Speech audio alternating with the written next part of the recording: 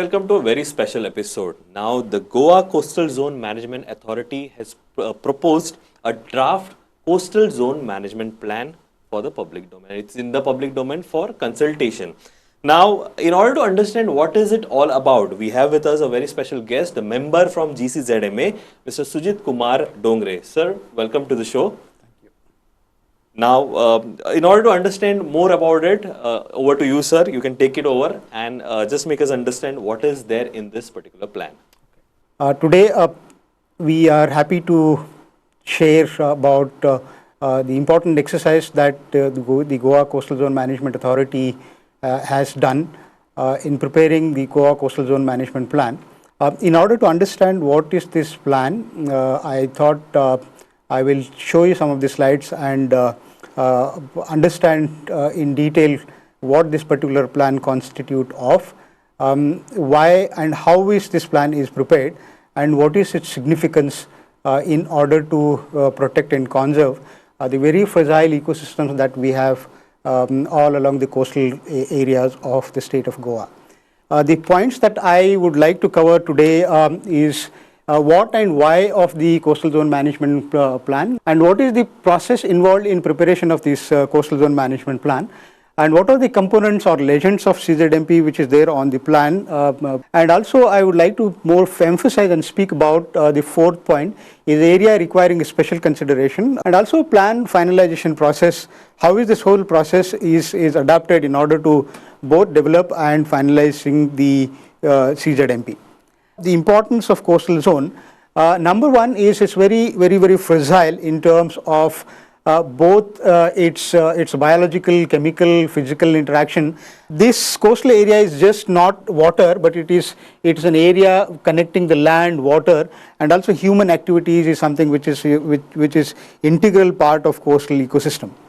Different features that you have on the coastal areas, you have mangroves, you have estuarine areas, you have mud flats, you have Kazan land, which are very unique to the state of Goa. You also have a lot of sand dune areas all along the coastal or very close to the beach areas. You have a beach, and these beaches are very important, ecological important areas. At the same time, if you look at marine ecosystems, mostly it is a water, and in marine ecosystem you have coral reefs. In Goa also we have an area called Grand Island where you have these coral ecosystems.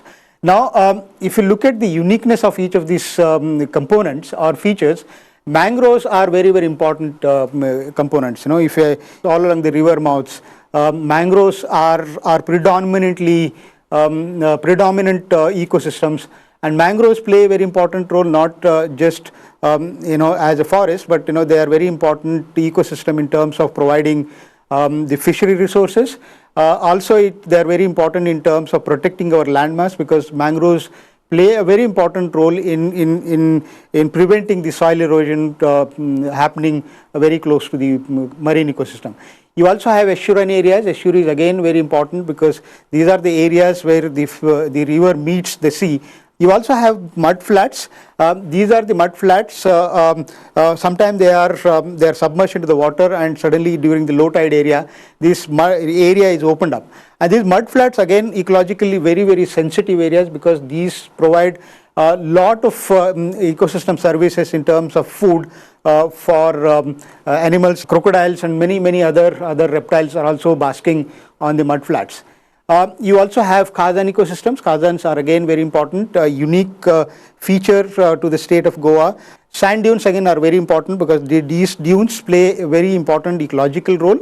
You also have nesting grounds. In Goa, we have nesting grounds of marine turtles. So there are four beaches which are actually declared as marine turtle nesting grounds. Coastal zone management is basically a process of governance that consists of both legal as well as institutional framework in order to ensure that development and management plan of coastal zones are integrated with social and environmental goals. This is very important, because any management aspect must consider both social as well as environmental aspect, and the coastal zone management plan does recognize these two very important elements, and then it strives to balance through adapting good management practices. And this particular management plan is developed with the public participation. So therefore, whatever the draft plan that we have got it from NCSM, it is put before you for constructive feedback. And if there are any shortcomings, I think if you can tell us in advance, so that those shortcomings can be fulfilled by incorporating your suggestions. So public participation is must, and even CRZ notification does recognize that people's involvement in making plan is very, very important and essential.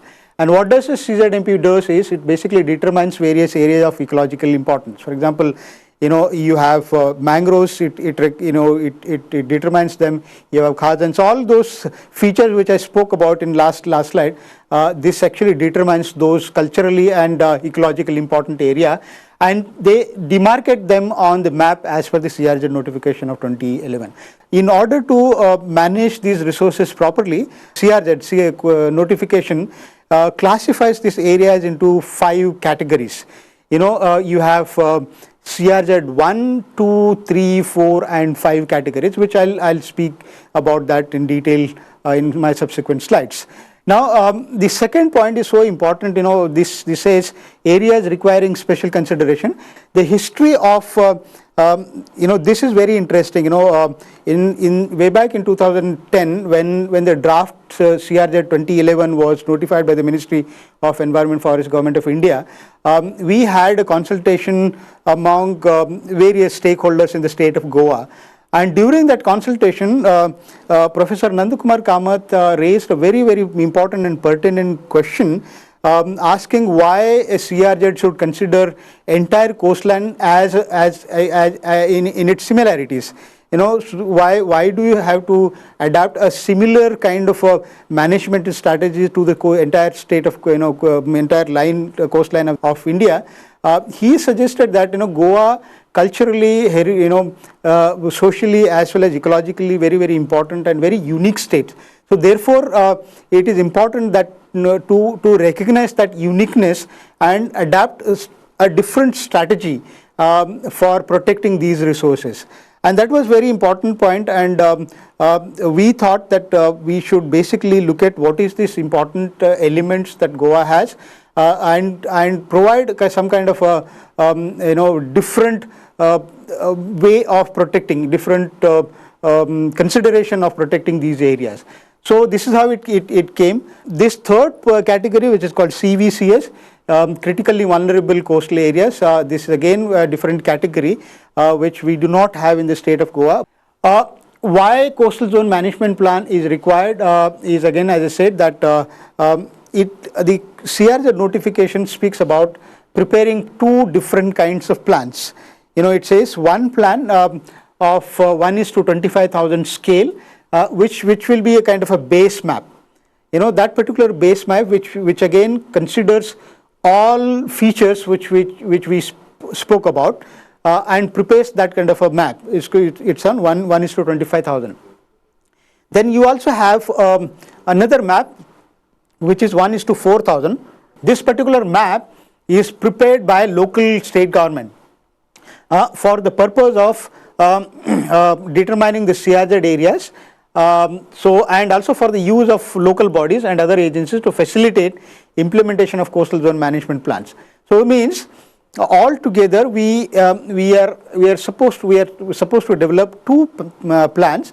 One is 1:25,000 and another is 1:4,000, and that 1:4,000 map is on the cadastral scale. To understand the classification and zonation of CRZ areas. Now, if you see this particular line, this is called LTL, that means low tide areas, and this second line, if you see, this is called HTL. You have a high tide line. And the HTL line is demarcated by NCSM based on certain data. HTL is basically a line up to which the highest high tide reaches during spring tide. So that means it is up to it's the highest water mark on the beach areas or on the coastal areas. So that is called HTL. This thing. And these two, in between HTL and the LTL, this area is called intertidal zone. CRZ1 has two categories, 1A and 1B. CRZ1A is all eco-sensitive areas. For example, mangroves, mudflats, sand dunes. You have turtle nesting sites, crab shoe horse nesting site, bird nesting site. All those areas are CRZ1A, ecologically sensitive area, where the protection or the line of protection toward from the seaward side, it is 500 meter actually. So the CRZ line for one category is from HTL to 500 meter is the protected areas, because you need to protect these ecologically, culturally sensitive areas. Now this particular thing between LTL and HTL, which is called intertidal areas, or CRZ1B, and this is again very, very important in terms of ecological sensitivity, and this is called CRZ1B. From HTL to here, which is 500 meter towards the seafront areas, this is protected areas under CRZ notification 2011. Now, in order to protect these HTL to 500 meters, we have again different categories. For example, one CRZ1 is what I said, 1A and 1B. You also have something called CRZ2. What are those CRZ2? CRZ2 are those areas which are substantially developed and they are part of municipal council or municipal corporations. So they are substantially developed areas. Now what happens is the CRZ line for this 2 is any permanent structure or a permanent road constructed prior to 1991, that becomes like a CRZ line for CRZ2 areas. You also have CRZ3. CRZ3 areas are those areas which are village areas. Now village areas, CRZ3 now again divided into two. One is called from HTL to 200 meter, that entire area is classified as NDZ. It's called no development zone from 0 to 200. Then you have coastal area 4, CRZ4. CRZ4 are, again it is 1 and 2. CRZ4A is from LTL to 12 nautical miles. This sea water is also now brought under CRZ notification. This is again CRZ1, and then you also have these areas where tidal influence areas. For example, this river. This river tidal influence areas from mouth up to the place where water salinity is 5 ppt. So that entire area is again brought under CRZ purview. And now the NDZ for this riverine area is 100 meter or the width of the river, whichever is less. So that is the NDZ for tidal influence water bodies such as rivers and all. Now this thing. Now the fifth is CRZ5 is a special consideration. Now the process involved in preparing the CZMP, as I said, that first is basically we need to demarcate the sea, river and creek. So that we already have got it done from the NCSM. Then superimposing HTL, LTL on the cadastral map. Cadastral map is basically 1:4000. So that process is also done. Then you have applying the CRZ regulations once this thing, and then applying 50 meter buffer zone of mangroves. If you have any mangrove areas, if that mangrove area exceeds 1000 square meter, 50 meter of buffer zone is provided to that mangrove, because the idea of providing the 50 meter is basically to protect and safeguard these mangroves from any hazardous developmental activities. Then you have again superimposing infrastructure, that is the road, railways and all these things. Then now classification of CRZ 2011 is already done. Then based on that you prepare the CZMP, which we already have done. Now after the preparation of CZMP, as I said, the process of finalization of CZMP is through a public consultation. Public involvement is most important. So therefore the stakeholder consultation or public hearing is must, and whatever plan that we have developed today is on our website for last almost about a month now. So all of you must have actually gone through that. The plans are not only on the website, but also these plans are provided in Panchayat, Municipal Council, and also the corporation offices. And I hope all of you must have actually gone through those maps and made some observations which are useful for us to incorporate and finalize. Well, the ultimate aim of the management, the plan is to ensure that the essence of conservation is part of planning processes. Then once this public hearing is done, whatever suggestions and observations and objections that we receive from the public, again it is incorporated into draft CZMP, and this the Coastal Zone Management Authority here in the state actually looks at all these recommendations, and then we sit together, and all the recommendations which are pertinent and which we have actually not incorporated can be incorporated back into the management plan, and then that particular management plan goes back to the NCSM, which has actually developed this plan for correction of the plan. And once the plan is okay, the NCSM also has a technical scrutiny committee. That technical scrutiny committee also looks at all this observation and suggestion, and once this is done, once we as a Coastal Zone Management Authority say okay, and technical committee also okays that particular plan, and that plan goes back to another committee called National Coastal Zone Management Authority, which is the ministry body in Delhi, and they actually look at all these plans, and then they recommend, and it goes back to the Ministry of Environment for a final notification. Once the final notification is accorded to a particular plan, that particular plan usually is not changed for another 5 years. So that means this final plan is for us to implement at least for 5 years. In case if there are any grave mistakes or grave concerns in the plan is found while implementing, this can be corrected, but the process of again the same process has to be followed. So this very tedious process.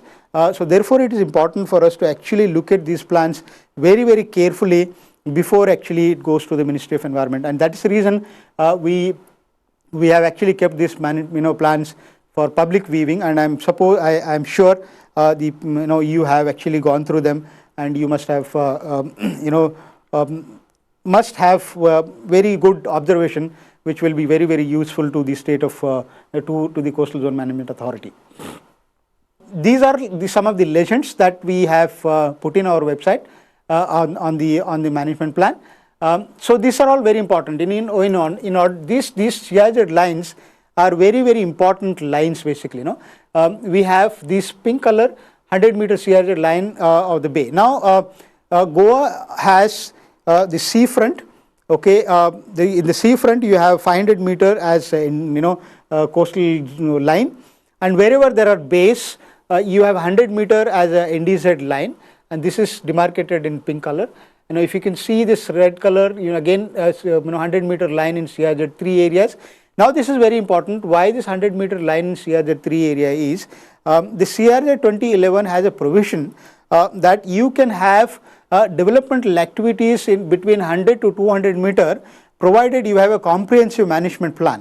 In case if you have a comprehensive management plan, this developmental activities, especially in CRZ 3 area, is permitted between 100 and 200 meter. For whom this developmental activities are permitted are to those people who are traditional dwellers, including the fishermen. If they are part of that particular area and traditionally living in that area, they are traditional dwellers, and the fishing community people, fishers, for them this provision is there actually. This is only for those people, fishermen and the traditional dweller. You can permit their dwelling units between 100 and 200 meter, provided the state has something called comprehensive management plan, developmental plan. 200 meter again, it is for CRZ 3 area, 0 to 200 meter line, it is NDZ. Then you have 500 meter line along the coastal areas, seafront areas, and then you also have CRZ 3 lines. It's very, very important for all of us to look at these legends and see whether they are accurately marked. Of course, NCSM has taken all precautions while marking these areas. However, there may be some mistakes while putting that lines on the computer. In case if there are any such discrepancies that you feel are there in the maps, I think it is important for you to bring to our notice, so that in case if it is really a mistake, then we certainly will correct them. Now, this is again CRZ1 categories. As I was saying, that one is very, very important because they are ecologically sensitive areas. When I speak about ecological sensitive areas, because they have a huge potential of ecosystem services for human beings like us actually. For example, mangroves provide greater services. They are breeding areas, they are feeding areas for large number of fish and other animals. Mangroves have a greater potential of carbon sequestration. Mangroves do have a potential of creating a land mass by protecting the soil from eroding into the ocean. Archaeological and heritage sites are again very important. They are CRZ1A areas. Heritage is basically something that we have inherited from our forefathers, which has a value. Now, reserve forest, again, you also have mud flats I have spoken about. The salt marshes are again marked like this. Your marked sand dunes are marked in this fashion. Coral reefs are marked in this fashion. Nesting grounds for birds are marked in this fashion. Turtle nestings are marked like this. Intertidal zones are marked like this. Aquaculture and salt pans are also marked like this. All these legends are very important for all of us to look at it, because these legends speak about some kind of a unique feature, and those unique features are part of management plan. So it is important for all of us to look at these things. Now, CRZ2 areas, you have this pink color is landward side. As I said, CRZ2 area rests at the point where you have a permanent structure or a road which is built prior to 19th February 1991. CRZ3, this is this particular color you can see, yellow color, dark yellow color you can see. This is the NDZ in CRZ3, and this color, a faint yellow color that you can see is a line between 200 and 500 meter, and this is CRZ3 area. CRZ4, as I said, this is a water body, both in the ocean as well as in the towards the tidal influence water bodies such as river and all. Here again, the previous slide spoke about different classification. In order to see these legends, these legends are put in our CRZ map of 1:4000. So these are all man-made structures. You have, for example, lighthouse, you have a fish landing center, water quality monitoring center, multi-purpose cyclonic. All these things are again marked. Why we have actually marked these areas is because they have become a kind of a baseline. So again, port limits are there, Khazan lands are there, boat parking and all. And CRZ line, I have already spoken in detail about it, and this also I have spoken in detail in my previous slide. Now this let us look at this very carefully, because as I said, Goa has got a special consideration. And what are those special consideration, and how we as a state government or the Coastal Zone Management Authority have complied to these specific recommendations made in CRZ notification 2011. For example, the first point is about fishing villages. This is very, very important, because the very preamble of CRZ notification, very purpose of CRZ notification to ensure that coastal areas are protected and the people who are living there and their property should also be protected. It's not only protecting the both ecological areas, but also in order to ensure the livelihood option for the locals is also enhanced.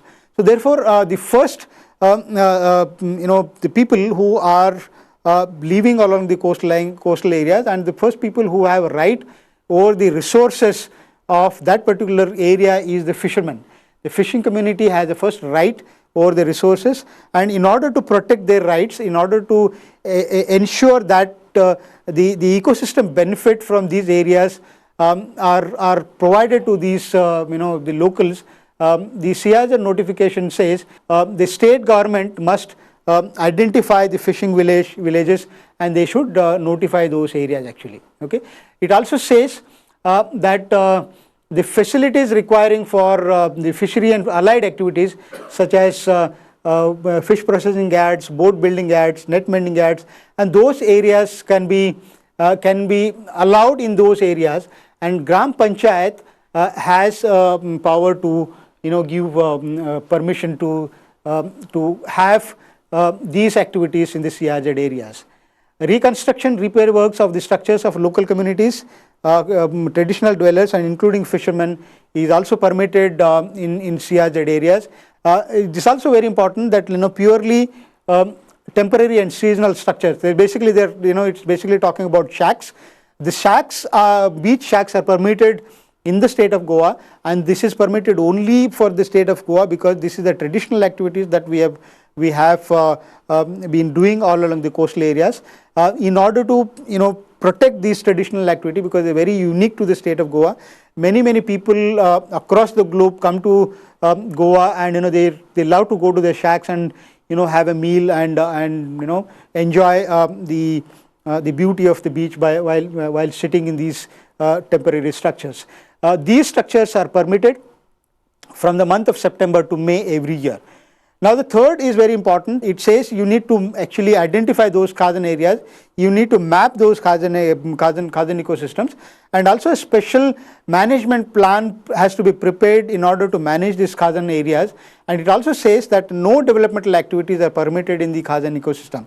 So this a committee under Dr. Simon D'Souza has actually worked and identified those areas of ecological importance called Khadan ecosystem, and they have prepared a management plan, and that particular management plan is up on the website for you to view and also make comments if at all if something is missing in those areas. Now sand dunes, beach stretch along the bays and creeks shall be surveyed and mapped. No activity will be permitted on the sand dune areas. Dune are again very important. So, they are also like filtering grounds. We have a vegetation on that, and whatever rain falls, they also acts like a filtering bed, which filters the water and also allow the water groundwater recharge to happen. So these kind of ecosystem service benefits that we get from these areas are manifold. They are very important ecosystem benefits that you get. So therefore, in order to ensure that these ecosystem benefits are not compromised upon, the CRZ notification speaks about mapping and protecting the sand dune ecosystem and not allowing any kind of activities on such areas. Now the second point, which very important in terms of the marine turtle conservation is concerned, fortunately we have 4 beaches identified and protected under the Wildlife Protection Act of 1972. Those beaches are significant beaches for marine turtles. Marine turtles come and lay the eggs on these beaches. We have 4 beaches, Mandre, Morshim, Galjibag and Agonda. So in order to protect not only the species as a marine turtle, but in order to protect its habitat, because in order to protect a species, you need to protect the habitat, and this habitat is very important. And what we have done, there is a management plan is developed. For example, it not only says that you need to protect these beaches, but you need to protect through a scientific management plan, and that particular management plan is developed by the Center for Environment Education. And again, this management plan is up for public scrutiny, and in case if you have any suggestion or any recommendation that you would wish to make so that these areas are protected for these species. And at the same time, it's also important because the marine turtles visit these places from October to May, which is again the time of tourism. Basically, there is a huge conflict between people and especially the space conflict between people and the species. But we as a state government, through the Forest Department and the Coastal Zone Management Authority, have been striving very hard. Speaking to the people, speaking to locals, speaking to the shack owners, making them understand that it is this particular turtle conservation is important not only as an ecological tool, but also it is very important in terms of earning good revenue by protecting that. Now, what suggestions that we have made in order to protect these beaches? In Mandrem and Morshim, there is already tourism activities. The shacks are permitted by the state of government, the state of Goa. And what we are proposing to divide these beaches into 3 sectors. Sector number 1, we are saying that wherever these turtles are the frequency of turtle visiting the places, beach, of course the entire beach is the nesting site, but there are certain areas, especially the river mouths, which they prefer to come and lay. In Morjim, for example, from this place, the Shapora Point river where it meets, this particular area, the green line that you can see is something called no take area, means this particular area is only protected for the turtles to come. No activities of any nature, for example, no shacks, no lights, no music to these areas are permitted. And in between, there is already in the Morjim itself, so this red zone that you see, red line, this is called sustainable tourism zone, where some kind of activities, shacks are permitted with certain restrictions. So they have to operate between 9 to 6 p.m. We don't allow them to use any lights which actually disorients our turtle, both the adult as well as the baby turtle. So there are certain restrictions already prescribed by the state of Goa through the forest department. And in between again we have this no take, and this yellow line, we have proposed that these all along the beaches of Morjim and Mandre, there are also fishing activity happens. Wherever the fishing activity happens, we have again earmarked that area as a fishery zone. It's called fisheries and livelihood zone. So in order to manage scientifically turtle nesting ground, especially in Morjim and Mandre, we have divided into 3 categories. One is no take area, where nothing happens, only the turtles will come and nest. And you have sustainable tourism zone, where actually it basically strives along with the turtle conservation, and so you have a fisheries zone. So this management plan is again up on the website for you to make a comments, and in case if you have any comments, please do comment on it, so that your comments can be incorporated and finalized. No developmental activity shall be permitted in the turtle breeding areas, because it's very, very sensitive. As I already said, that we cannot allow anything to happen there. One issue of HTL demarcation in the Khazan areas. HTL demarcation in the Khazan areas were very demarcated wherever the mangroves have actually gone in. But Goa, as I said, it is a very unique state, and we have the bunds constructed all along the Khazan ecosystem, and the bunds are ideally our end point. They are the point of HTL. The state of Goa, approached the National Coastal Zone Management Authority with a request to ensure, with a request to consider a plea of the state, saying that the HTL may be demarcated, or HTL can be marked all along the bund area. The National Coastal Zone Management Authority accepted this point, and they have considered and said that for the state of Goa, HTL, wherever there are bunds constructed prior to 1991, so the bunds become HTL line, and this HTL line is marked. And what management plan that you are seeing, the draft management plan, all the HTL all along the such areas where Khazan ecosystems are there, HTL is marked on the bunds. Now these are the maps which you can see. These are the maps. For example, if you look at mangrove ecosystems, this green color you can see, these are mangrove ecosystems. Then you have the buffer area to mangroves. You also have the mud flat areas, CRZ 1, 2, 3 and other areas. These are all legends that if you can see. I request all of you to please look at these legends and see these areas, because for example, this particular area is NDZ. You can see this this red line. We can see they're all you have the bunds, HTL mark. This is also a HTL mark, and these mud flat areas are there. You can have those areas. You also have you can see this pink blue color. These are all port limits are marked. You please look at those legends and see to that these areas are properly marked. And in case if you have any observation on any of such areas which are marked otherwise that you feel, please get back to the Coastal Zone Management Authority.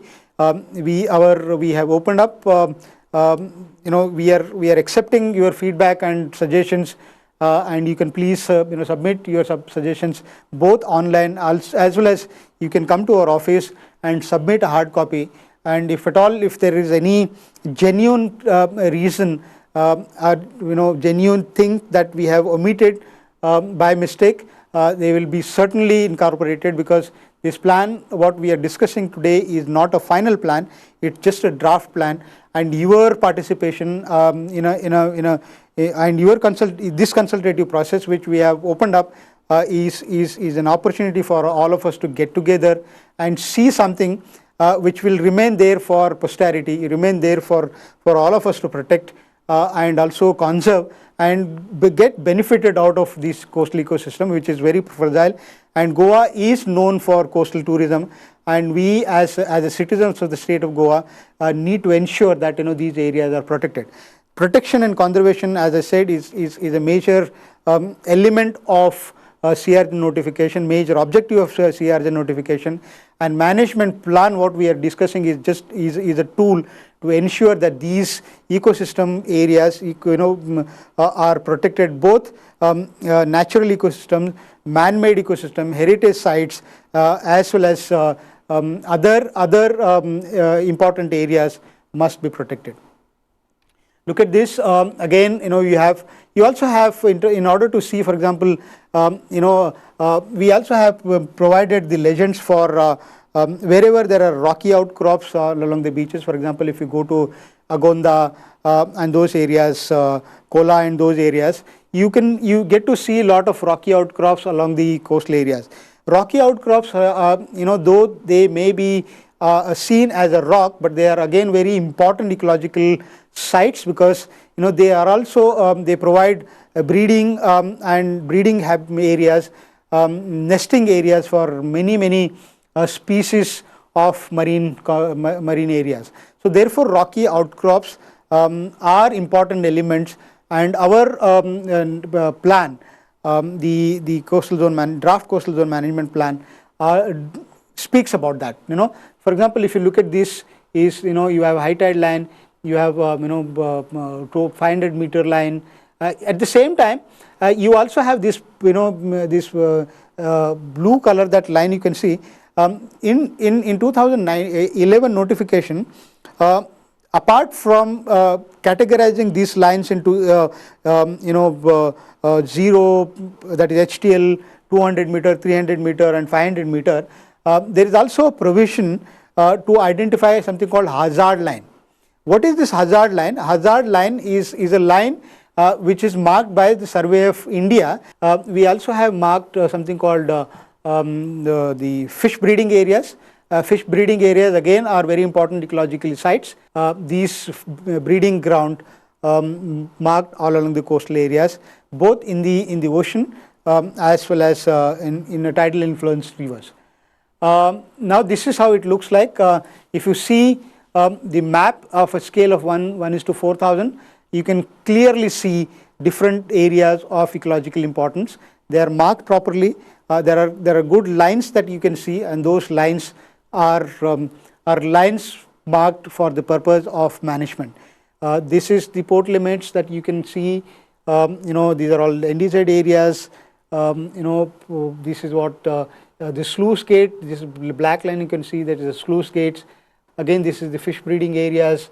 All areas, both ecologically as well as culturally important areas, are all marked, and those things are something that you need to minutely see, and see to it that in case if there are anything that is missed out, please get back to us with your suggestions. You can submit written submission also, so that we can look into that and make necessary correction into the final map. So this is what I was saying, that this is the base map.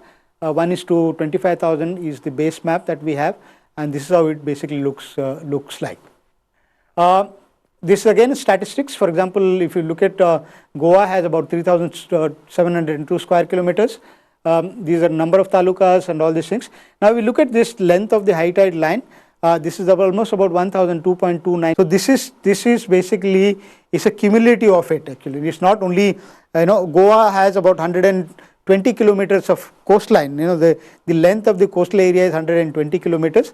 But this HTL is also for rivers. HTL is also for other water bodies. HTL also for areas of Khazan areas and all those areas. And if you see the maps, 1:25,000 scales, we have 16 maps, and 1:4,000, we have almost about 254 maps. ESAs, if you look at, for example, CRZ1A, this is what 107.11 square kilometers. B, we have 14.34. CRZ2, that is excluding ESAs, is 8.10. NDZ of 41.14. 200 to 500 meter is 22.40, and CRZ1B, which includes both the seawater from 12 nautical miles and also the water bodies up to which 5 ppt is water salinity. That area is almost about 102.19 square kilometers area.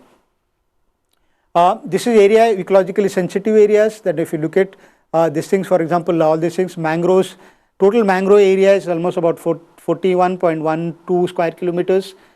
You have mangrove buffer area is 56.97 is the total mangrove buffer area that you can see. Then we have a coral areas 0.37. We have sand dunes 3.07 square kilometers. 1.89 is mud flats. And then you have these salt marshes is about 2.10, turtle nesting ground 0.25, AH is basically archaeologically important areas is 0.30, and so this is all total areas that you can see in the slide, and this is actually there on the website for you to look at it. What I'm trying to actually emphasize more on is that we have actually considered entire gamut of both cultural, ecological and man-made heritage sites and put it on the map. You can have taluka-wise Khazan areas. Total Khazan areas in the state of Goa is almost about 135.55 square kilometer is the total area. How is that this draft management plan is prepared? Is prepared based on the data received by NCSM has received data from various places. Mangrove management plan is prepared by the committee under Dr. Simon D'Souza. So they have prepared this management plan. Turtle nesting and habitat management plan is prepared by CEE. Khazan land management again plan prepared by Simon D'Souza and his team. Fishermen community management plan again is developed under the chairmanship of Dr. Simon D'Souza. So all these plans are up on the website for you to actually look at it. Subsequently, these things are mapped on this draft CZMP and goes to the for a final approval. Final approval, as I already said, we are here in a public consultation. Once the public consultation is done, these steps will be followed, and once this step is followed, we are hoping that soon this particular draft management plan will be approved by the State Coastal Zone Management Authority and the Technical Committee of NCSM, and finally approved by the Ministry of Environment, so that the management plan comes into existence, and activities proposed all along the coastal areas, both conservation related activities, sustainable development related activities are taken up, so that the state will have a guiding document or a tool for better management of the coastal resources which are fragile in nature. Thank you.